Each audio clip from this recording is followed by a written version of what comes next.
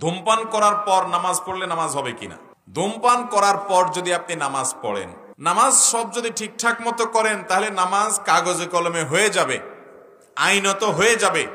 কিন্তু মসজিদে গিয়ে যদি আপনি ধূমপান করার পর মুখ পরিষ্কার করা ছাড়া যান, তাহলে আপনার এই মুখের দুর্গন্ধে আশেপাশে মানুষের কষ্ট হবে কি হবে না? শুধু মানুষের কষ্ট হবে না, ফেরেশতাদেরও কষ্ট হবে। একজন নেককার আল্লাহওয়ালা খুব বয়স্ক মুরব্বী মানুষ, ধরেন মক্কা শরীফের ইমাম সাহেবকে আপনি পাইছেন, মদিনা শরীফের ইমাম সাহেবকে পাইছেন, কিন্তু আপনার কোনো কাজে উনি কষ্ট পাইছেন, আপনার কাছে কেমন লাগবে জিনিসটা?